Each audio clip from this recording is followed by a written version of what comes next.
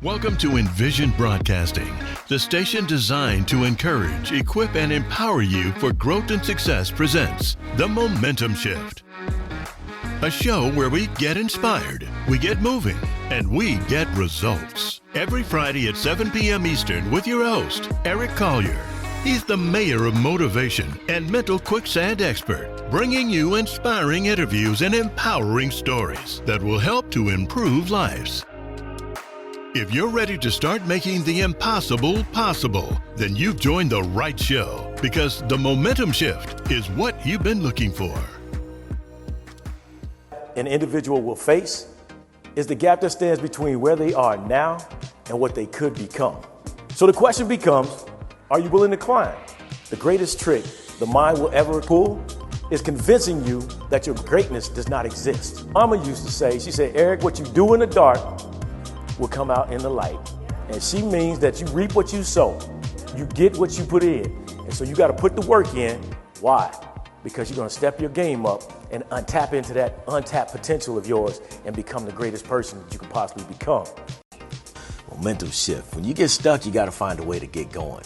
And that is all about elevating your performance. You have to realize that high-level results are not products of low-level effort. So you got to step your game up.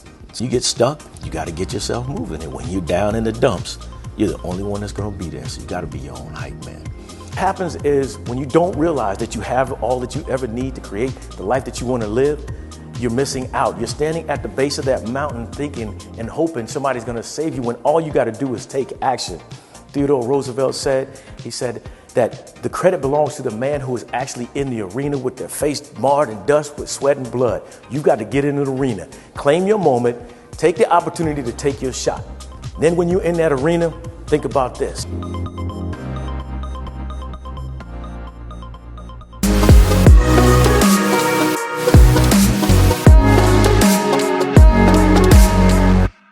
Hello and welcome to the Momentum Shift podcast and radio show. I'm C. Eric Collier, your host, also known as the Mayor of Motivation, and I'm excited to have you join me.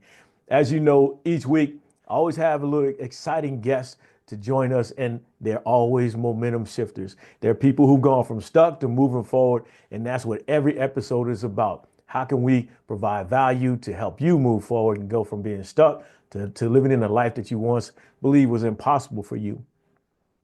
Part of this story I always like is when you're trying to create a momentum shift, you got that law of uncertainty says that, even though I don't know what's going on or what's going to happen, I got to move forward.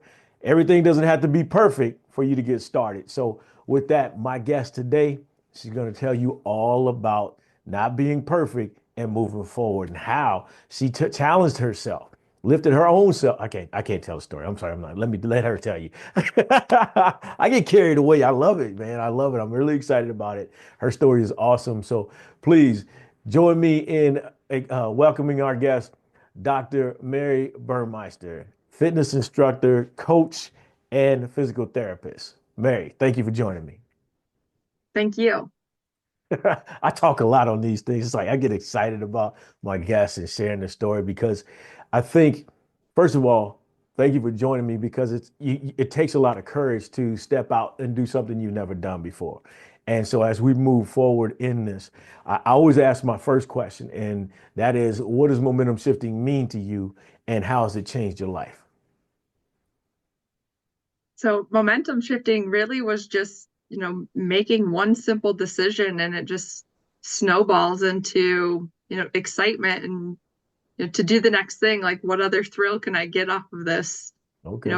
Just changing little things. And that's how I've gotten 3 years into this journey, and I'm super excited to share it with everybody. Yeah. Was it easy for you? No. All right. So tell us a little bit now. Tell us a little bit about yourself.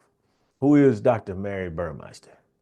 Well, I'm a doctor of physical therapy. I've been a physical therapist for 10 years, and I was mainly focused on geriatrics for most of my life. And that, led me into, a lot of different environments and the healthcare system. And, COVID happened and I was back in a hospital, and that really snowballed my drinking habits. Okay. And dealing with a lot of the burnout with that. And, you know, back in January of 2022, I had enough after burying a grandparent. And I woke up one day and was like, I'm done drinking. And here I am. I've moved 13 hours from my home state in the Okay. last year Got you. and took a dream of starting a fitness coaching business. And here I am. And there it is, right? You didn't know. All right, so let's take a look at that. You got to a point where enough was enough. And you said, I got to do something different. And you did it. I always ask the question because when it gets to enough is enough, we've known for a while, I need to change things. How long do you find yourself in that spiral? Because I know that alcohol, I battle with it myself. I never claimed that I was an alcoholic, but I can guarantee you I drank enough for everybody. So, and I don't get me wrong. I know there's a struggle. Everybody struggles. There are people who struggle with something, and it's tough. It ruins relationships. It's a challenge. It ruins your health, your careers, and so I think it's important to know that you can walk away from it, but it's a challenging. So talk to me a little bit about how long you knew that you needed to change some things in your life. Well, in 2011, I lost my dad and was going through a pretty bad breakup, rough relationship.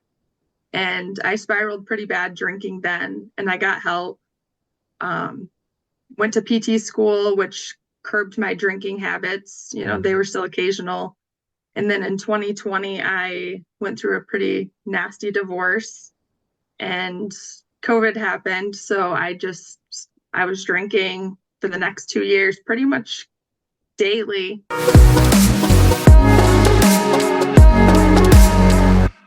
And I mean, I just got to the point that I wasn't going to have the life that I truly dreamed of, having a family, being, early 30s, starting over was terrifying to me. Yeah. So drowning everything in alcohol, pretending I was the fun party girl. I didn't want to be that girl anymore. So the only thing that I could think of that was going to fix the issue was to give up the alcohol and really, do the inner deep work, Yeah. and went back into, just focusing on my fitness and everything that I knew from college basketball through PT school and just kind of building it to something that was sustainable. And I haven't had really any even thought to have a drink in the last 3 years, even during the hardest times. I mean, I can count on one hand how many times I've even considered. And I Right. think about like what it made me feel like on the daily. So I'm like, why would I want to do that? Yeah, it's big. So I think so. What we talk about is what's the hardest thing about change, and that's changing things, right? So what did you start with? Because I saw in your story, you help with you have a lot of empowering, motivational quotes. Talk to me a little bit about where you started when you decided it was gonna happen. Strangely enough, I was just following some random quote pages on Instagram, and they were just like kind of motivating me to do something different. Yeah. And the night of January 4th, after my grandpa's funeral, I had some beers and I went to bed. And it was after literally an 8-day bender that was very ugly. And I read something and I don't even remember what it was, but I was like, it just finally stuck. And I was like, I'm doing this. I didn't Yeah. tell anybody for months that I was just not going to drink anymore. Right. I kind of self isolated, but it was necessary because I needed to get my head right before I could face everybody that knew me as the fun drunk. Yeah. Yeah. Oh, you're the one. Oh, yeah. Yeah, That's the one. Yeah. What do you say? Don't be that guy. Don't be that girl. Sometimes we are that person, right? right. Yeah, it happens. It happens. So I see. So when you talk about self-love, I love that you say, well, you see her then, and you know her then, now you know her now, or something like that. You have those beautiful quotes. So is self-talk one of your big things you work with people on? Absolutely. I am 3 weeks out from my first fitness competition, and Oh, cool. yeah, so getting to that point where I'm not constantly seeking validation from others, like, oh, you're doing just fine, or talking myself through it. Like, this is a new experience, being a college basketball player, going to trying to walk in 4-inch heels, Yeah. the grace and flow is a completely different aspect. Yeah. And so, yeah, just, shifting mindsets, talking to yourself positively, because we have to give ourselves grace when we're taking on new challenges, because it's scary. You don't know what the end result really feels like. You can just imagine it. And I mean, just that constant daily self-care of knowing that you're enough just where you are and who you are. Yeah. That's a huge, right? That self-love, no longer doubting who I am and why I'm here. That's big. Yes. So I like because you talk about being playing ball in college. You've talked about playing softball, and so I'm a baseball player. Played sports throughout since I was 6 years old, but baseball was my love, and actually walked on. Never got a scholarship because I was the bottom. I was what is it? I was the top of the bottom of the class. So, so I got a chance to play ball in junior college. So it was pretty cool. It's tough to walk away, isn't it? Absolutely. Yeah. Um, I just, was reflecting on this the other day, because I graduated from undergrad and then I went straight to physical therapy school. So there's a little bit of competitive camaraderie there.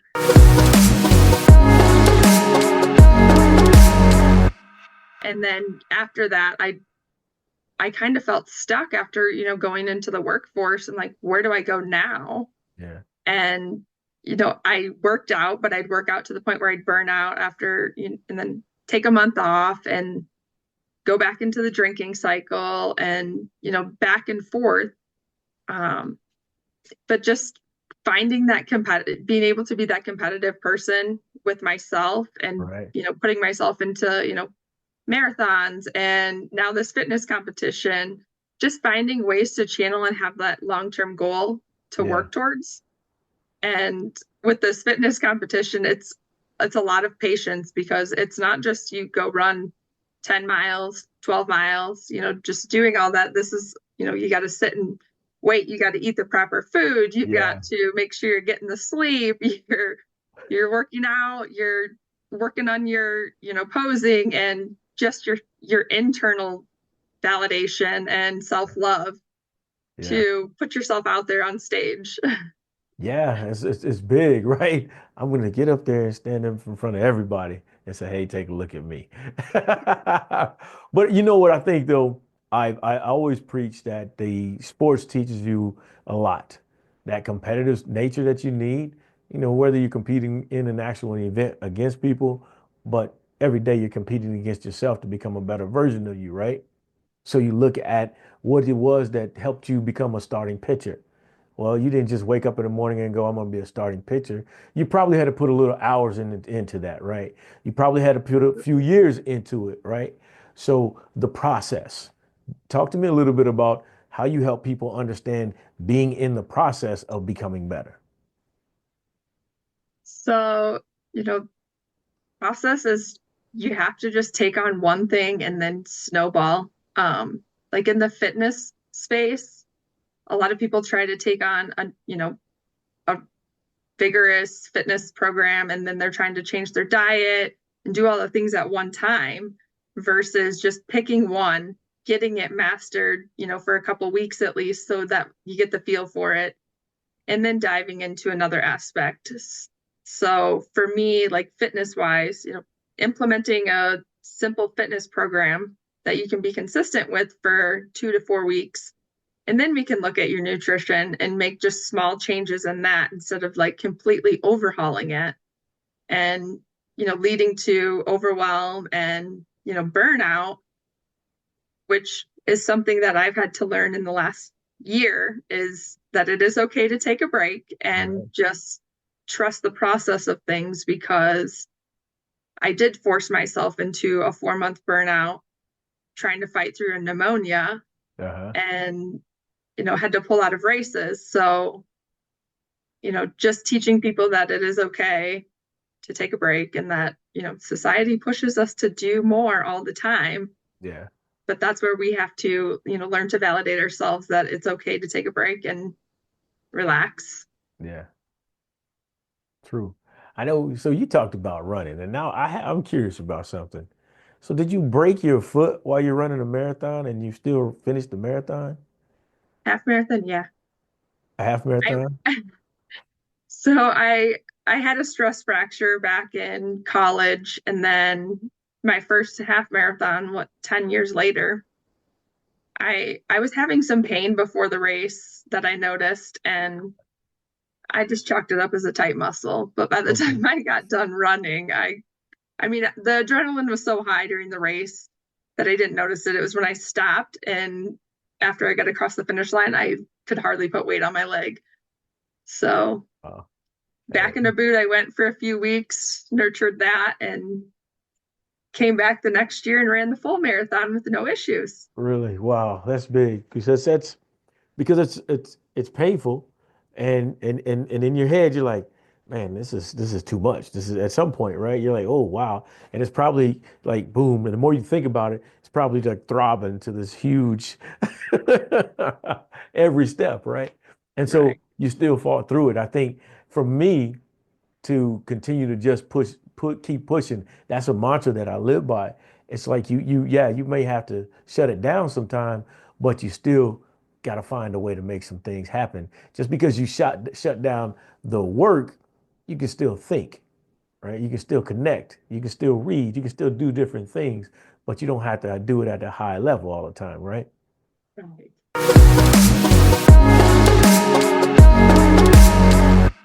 So talk to me about on your journey here.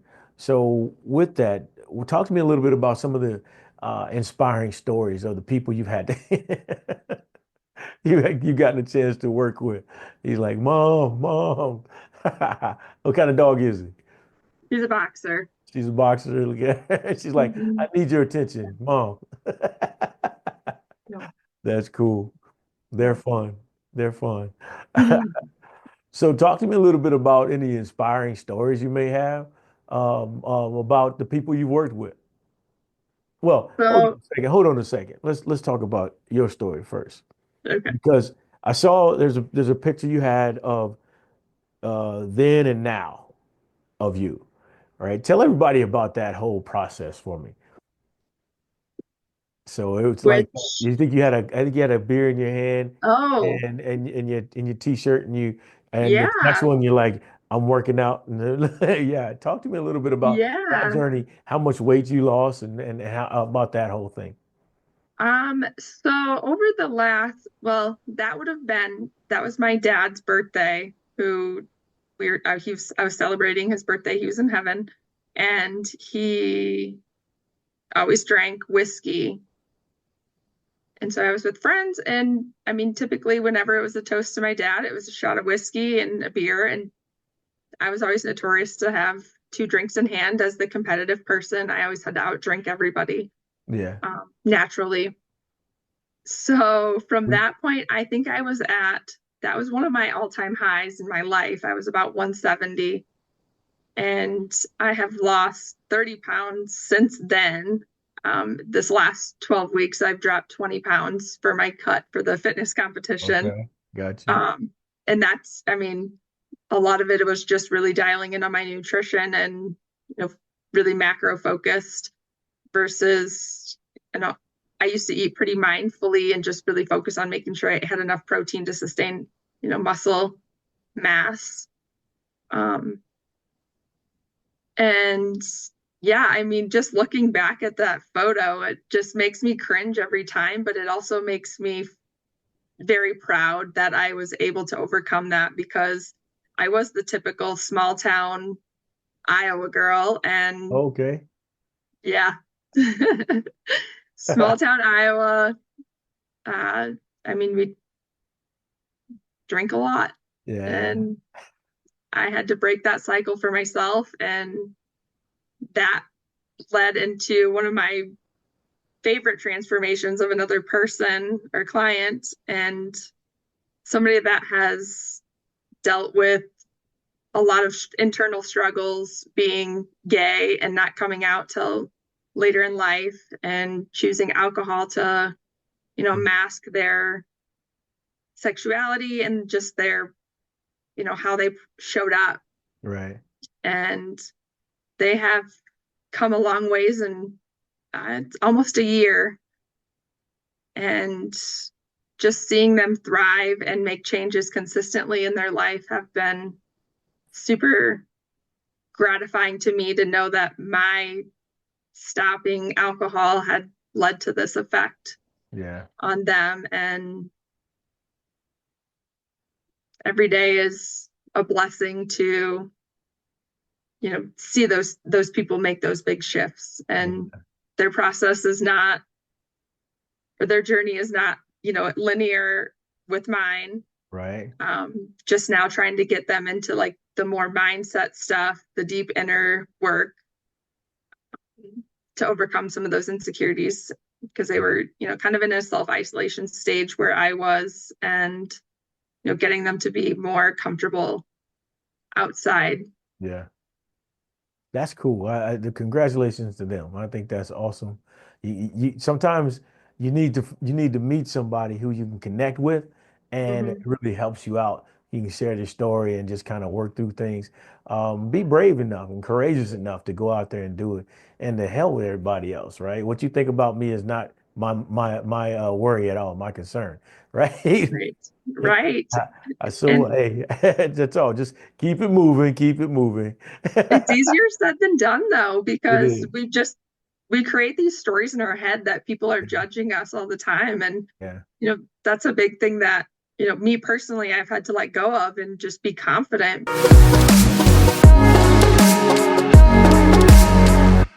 Because, starting new ventures, like, a business venture is completely foreign language to me. Yeah. But you tell me to go train for a marathon, like, no problem, I'll figure it out. Like, that's easy. Yeah. I don't know what it's going to feel like at the end, but I can, kind of depict what it might feel like, with those last 6 miles that everybody says is super tough. Yeah. But That's cool. I call it getting stuck in mental quicksand. And that's what because it really feels that way. You're like, right. I just can't. You're like, and I'm sinking. I can't get out of it. It's like you just constricted. You just like, let me out. It's a huge challenge because I say you sell yourself what you tell yourself. And we could sit there all day long. I'm not any good. I don't belong here. Everybody's just saying this about me. They're saying this about me. All these different stories. I think things get lost in communication, body gestures and everything, gesture and everything else. We can read people wrong. And when we read them wrong, we just start, like I said, the stories we start telling ourselves. Next thing you know, the whole world's against us. And and it may not be that case, right? And if they are against me, I think that's great because I love fighting. I love moving forward. I prove you wrong all day long. I don't care. You can tell me what you want to tell me, and I go, okay, no problem. But I'm off and running. And I think that's the key, don't you? Right? Being able to operate in Absolutely. uncertainty. I don't know what it's like. I don't know if it's gonna hurt. I don't know. Now I do know I'm never jumping out of a plane. I just know that's not Oh, gonna come on. happen. I'm not going to do that. I just, I do want to do a skydiving adventure yeah. at some point. I have to admit it does look interesting. A couple of friends of mine jumped out, and I'm like, wow, that would probably be pretty cool. Right now, I'm just like, I enjoy it. I used to race motorcycles for a little bit. I like to get on the motorcycle and go down the track for like 150 miles an hour or more. And I'm like, that's really cool. That way, if I crash, I just slide. Right? It's that splat. I'm not really interested. But that's the story you tell, right? You're like, oh my gosh. And you get up there and you see everybody else's video and you're like, they're just enjoying it, right? Seeing the world from a different view. Sooner or later, we got to get that opportunity, give ourselves a chance. So talk to me a little bit about some of the programs you have going on. So my signature program is the Ageless Athlete Program. It I like is that. geared for, former athletes, typically women over 30, just wanting to regain that edge and, work as a physical therapist. We focus on, old injuries that, kind of leave us doubting ourselves if we can do some things. But it absolutely is possible.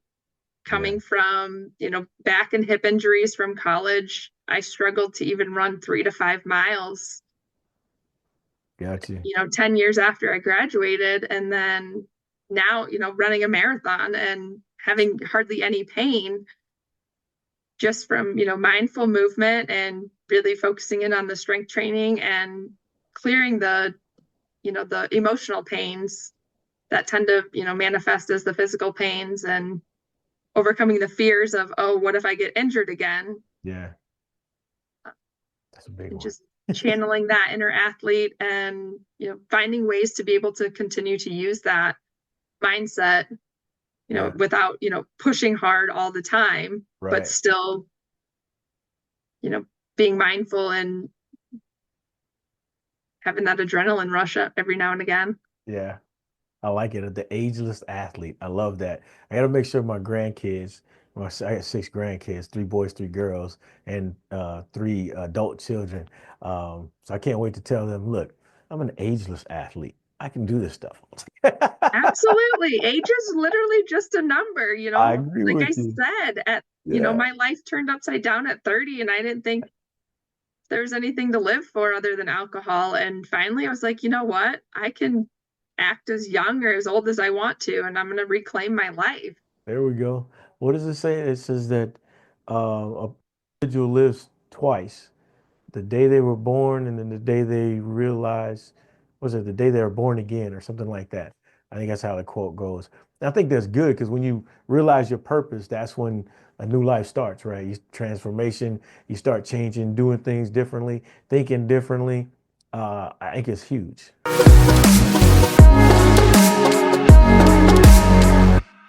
I think it's empowering, right?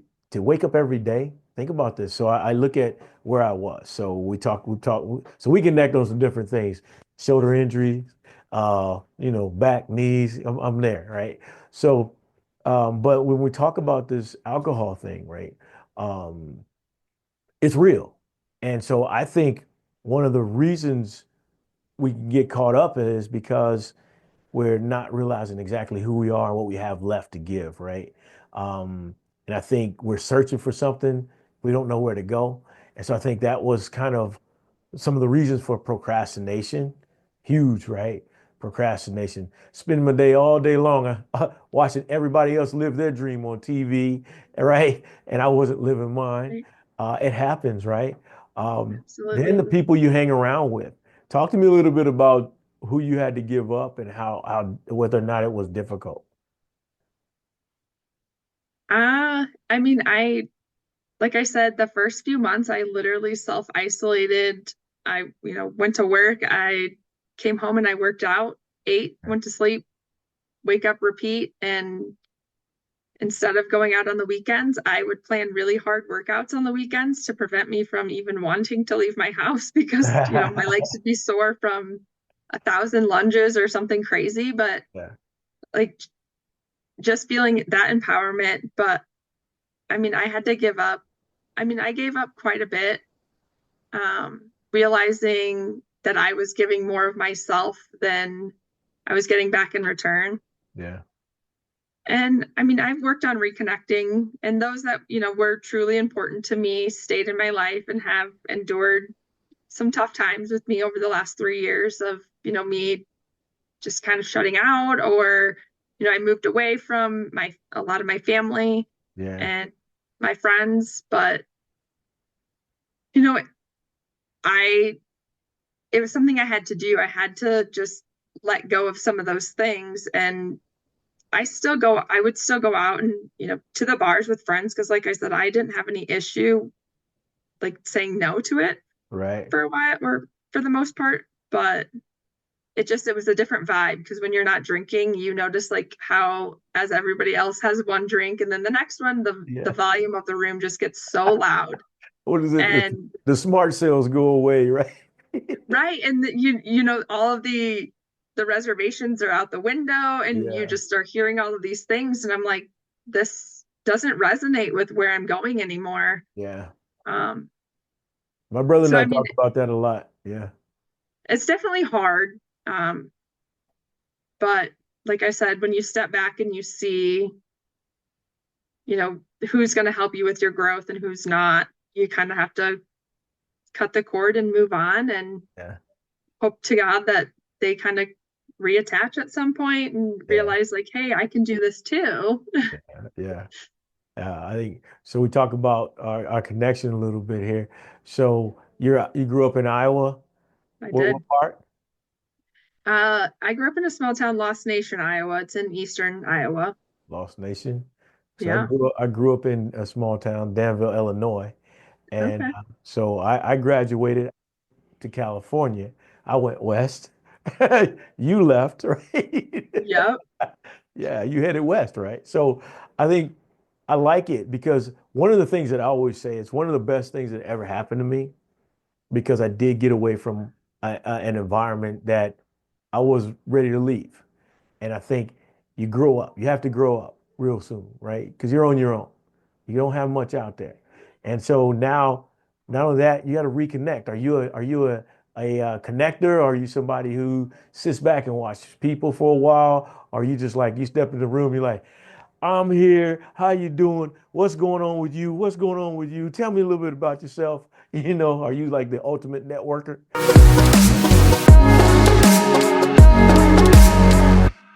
No, I'm definitely not the ultimate networker. When I was drinking, yes, I was. Yeah, I was the loud, obnoxious one, but that was, I mean, 100% the reason why I drank was so I could feel more outgoing. right. Um, Now I just like to sit back and read the room and kind of Yeah, see what's going on. And then, I mean, I'm very outgoing. It's just now I just like to see who's, you know, get a feel for it first. gotcha. I know one of the things that went down with me when I started my journey was the guy asked me, he said, what are you reading? Like, what? He said, what are you reading? And so I hadn't read, I was around 30 when I started changing my life around. And I hadn't read, the only book I had actually read was The Godfather from cover to cover, right? Cover to back, right? That was it. Nothing else. I always tell people through school I cheated on the book reports. I didn't read nothing. Right? Me too. I did too. I want to go play ball, right? Do something, party hardy, right?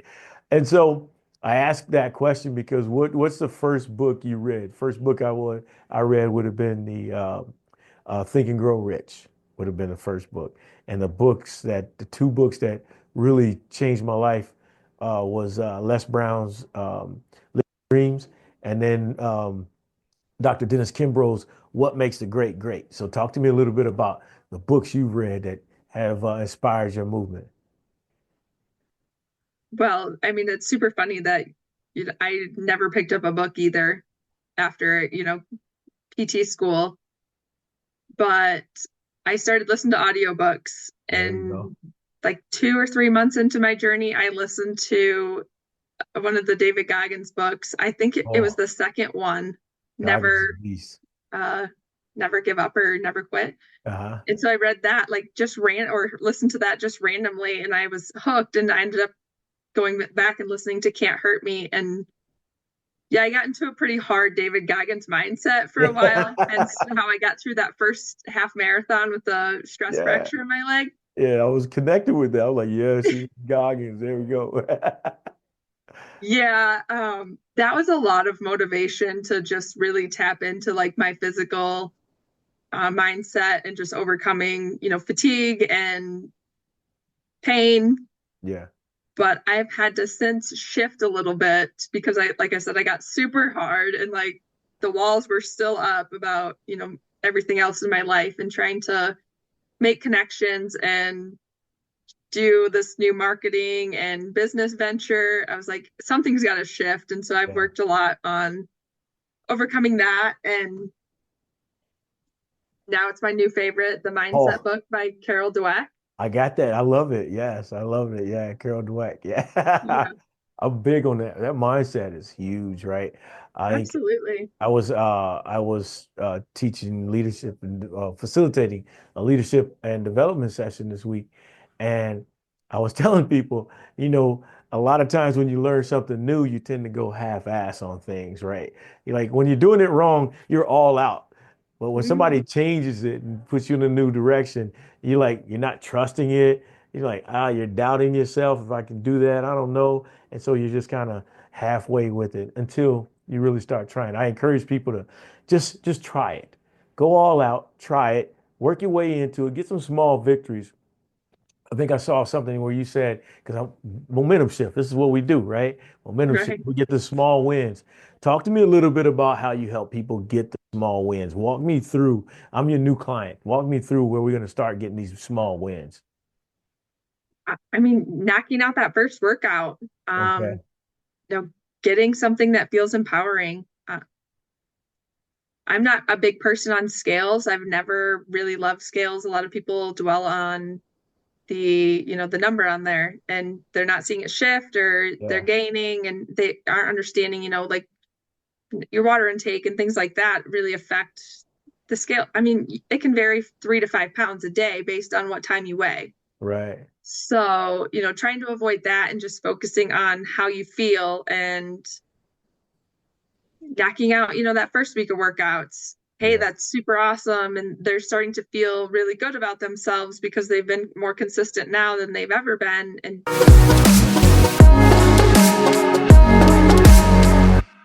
then, tapping into, hey, you can really probably eat a lot more than what you're eating Right. because I'm finding women are way under eating for any sort of activity level, let alone their hormone regulation.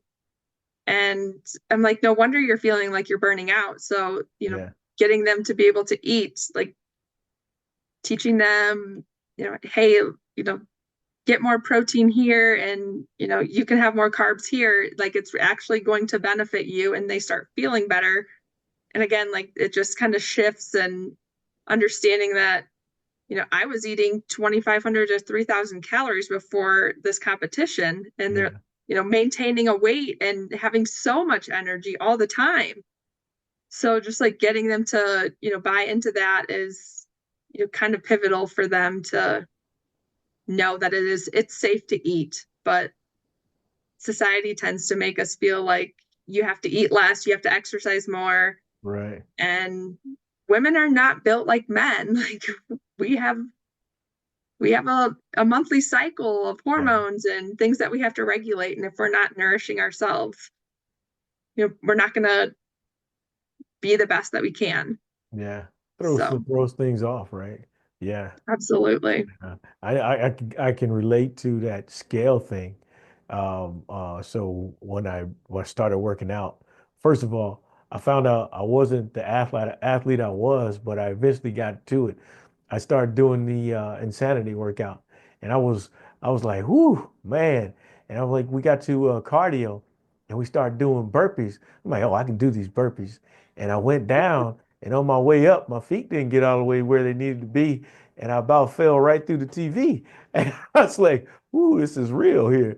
But you keep pushing through it, right? You keep working, and then you realize, hold up, they're stopping to talk to you because they're tired too. It's okay to be tired. But Right. one of the biggest things I learned was you can't jump on the scale every day. Just leave it alone. Because I started and I'm like, stop jumping on the scale. It's not going to change Mhm. anytime soon. And I Right. went to jumping on it every day. I said, well, I'll just jump on it at the end of the month, see where I'm at. And that's how I roll. And it's pretty cool. Is one of the things happens when you start getting that momentum shift. First of all, you start experiencing that you can work out a little bit longer, right? Your cardio is boosted up. You're getting stronger and you're feeling better about yourself. And the funny thing is, when your weight starts falling off, you don't realize it. You're not paying much attention. You're pulling your clothes up and tightening your belt, but you're really not paying attention until somebody goes, "Hey, are you losing weight?" And you're like, "Huh? Am I losing?" Oh yeah. Because you're so into it and you're rolling. Right. So I think that's a great feeling to get people start getting some momentum shifts going. Right. Yeah. And I mean, that's another big thing is, having my clients focus on like, how do your clothes fit? Like, how do you feel in them?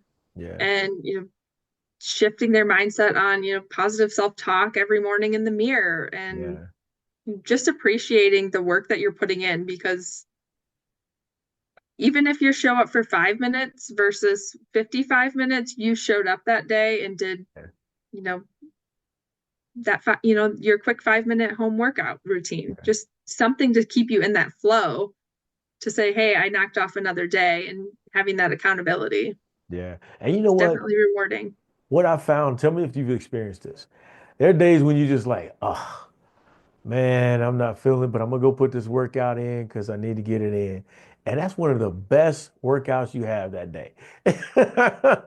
It's 100%. It happened yesterday. okay. I mean, obviously I'm currently working with a coach for my program or for my competition and just having that accountability, knowing like I have to check that box. Yeah. And yesterday I was dreading it and I was like, I just need to go get it done, go through the motions. And I actually, for some reason, got an energy surge during the Yeah. workout. And I mean, I lifted heavier than I had in a couple weeks. So I was There we like, this go. is great. Like I needed that. But today I said I was taking the day off because I am so close to the prep. I just, calories are decreasing. I just Yeah. needed to take a break. So I rewarded myself for showing up and, understanding that it is okay. My body is getting tired, getting closer to the competition. I need to take a break. Yeah. It's good. I like it. Yeah. You need to shut it down. So talk to me a little bit about who inspires you.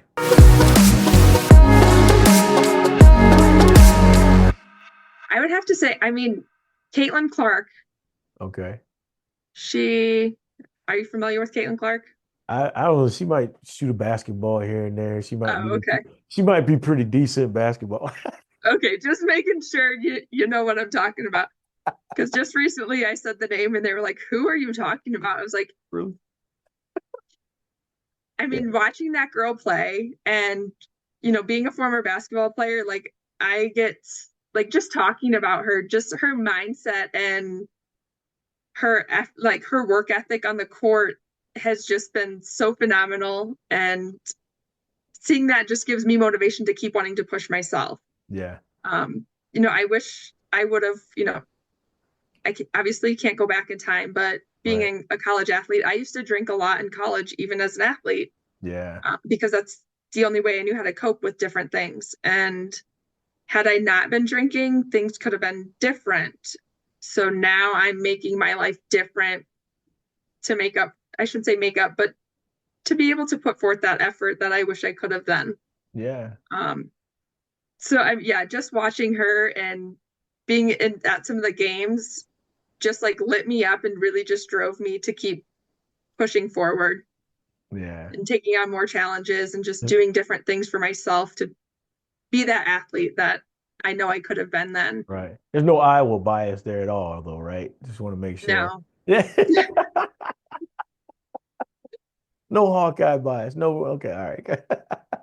But you got to go through the tough things to learn, what to do, right? So I think what you're doing is you're getting yourself ready because an opportunity is only an opportunity if you're ready for that opportunity, right? So you getting yourself and you're putting yourself in position. I think it's great.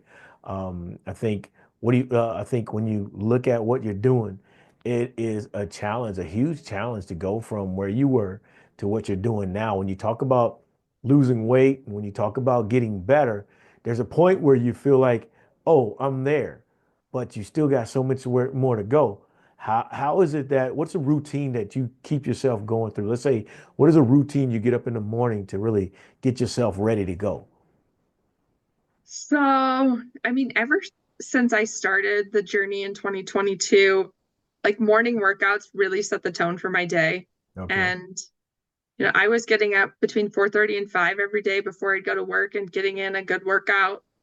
And sometimes I would run after work. But that morning, how I set my day, like, getting a workout has made the most of the rest of my days because then I don't have to worry about having to get it done or if I don't get up and do it, then I, feel like you have to dread and show up and do it after the long work day.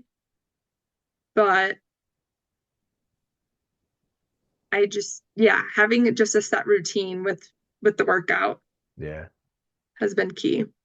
I like it. Yeah. Like, this is it. This is my time. I'm going to put it in, and you're going to have to wait till I get finished working out before I give you anything else. I like it.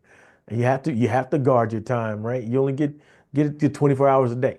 You got to guard your time. You can't get much, if you start giving your time away, you're missing out on taking care of you. So, I see. So let's go here. What do you have coming up? Coming up in regards to what? Well, you have your big event coming up, Oh, right? yes. Have your big event coming up, and I'm excited about that. Where is that? What who's that with? What organization is that with? It is the NPC Mid-American Winter Sweet, Classic. It's in Illinois. So sweet. flying back to the Midwest for that. Cool deal. When's that go down? December 7th. Okay, cool deal. Sweet. Yeah. Everybody check her out. NPC, December 7th. I like it. All right. So what do you have? First time. Yeah, it's gonna be cool, man. It's gonna be really I'm cool. excited. Yeah, it's gonna be real nice. What do you have outside of that? You have anything for your well, that's gonna help boost your business as well. That's gonna show everybody, look, I know exactly what I'm talking about.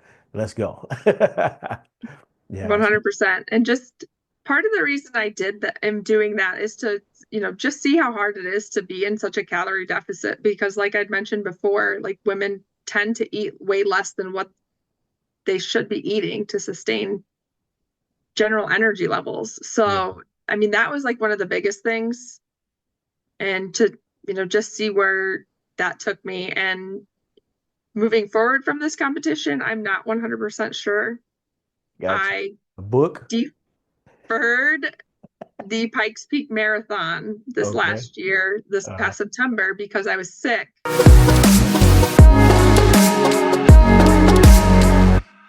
Gotcha. So that I still have a registration for. Like I've paid in full for that. So There that you could go. be on my list next year is, running up Pikes Peak and back down. Cash that check in. Boop, boop. All right. What about a book? Any book? It's been on my mind. Yeah. It takes a little bit. And I It's don't been on my mind. mind. I just haven't sat down and like honed in my entire life because still trying to work through some rocky things, but I'm sure that would help just get it out. Hey, look, you are perfect in your imperfectness. Don't worry about it. You're good. I know. I have to remind myself every day, progress, not perfection. There we go. It doesn't have to be good, just do it.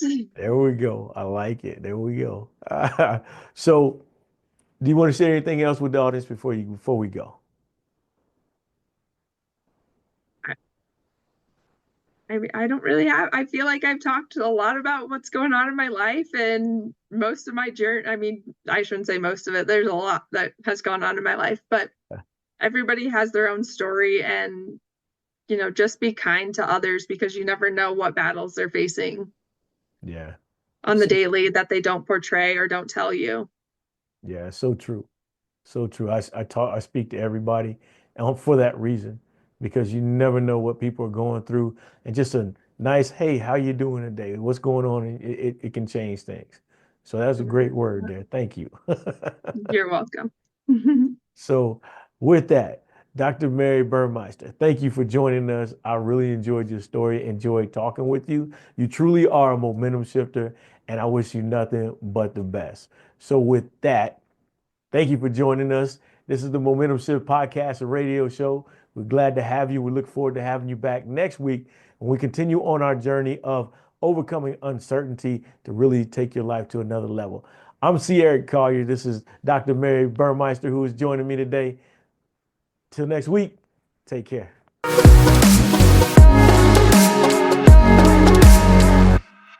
An individual will face is the gap that stands between where they are now and what they could become. So the question becomes, are you willing to climb?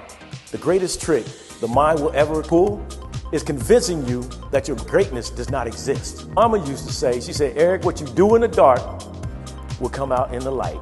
And she means that you reap what you sow. You get what you put in. And so you got to put the work in. Why? Because you're going to step your game up and tap into that untapped potential of yours and become the greatest person that you can possibly become. Momentum shift. When you get stuck, you got to find a way to get going. And that is all about elevating your performance. You have to realize that high-level results are not products of low-level effort. So you got to step your game up. So you get stuck, you got to get yourself moving. And when you're down in the dumps, you're the only one that's going to be there. So you got to be your own hype man. What happens is when you don't realize that you have all that you ever need to create the life that you want to live, you're missing out. You're standing at the base of that mountain thinking and hoping somebody's going to save you when all you got to do is take action. Theodore Roosevelt said, he said that the credit belongs to the man who is actually in the arena with their face marred in dust with sweat and blood. You got to get into the arena, claim your moment, take the opportunity to take your shot. Then when you're in that arena, think about this. Thank you. Thank you, Eric.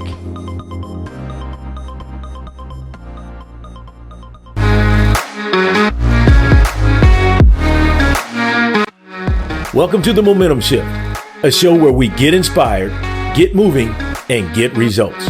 My name is Eric Collier. I'm a veteran of the United States Army and Navy. I'm a 2-time Amazon International best-selling co-author, and I'm an entrepreneur. And I love helping people, and I love coaching people. And I've done that successfully for over 20 years because I really want to see people win. And there is no greater feeling of joy than to witness someone who has just experienced that aha moment go on and change their lives and start doing what they thought was impossible and turning it into what is possible for them. So my goal, my mission each week is to simply do this: help improve lives. That's all I want to do. Help you improve your life because you deserve to live in the greatness that is you. Thank you for joining The Momentum Shift, a show bringing you interviews and stories of incredible people to help you get inspired, get moving, and get results to ultimately create the life-changing momentum shift that will improve your life. Join host Eric Collier, the mayor of motivation and mental quicksand expert, every Friday at 7 p.m. Eastern for The Momentum Shift, the show and change you've been looking for.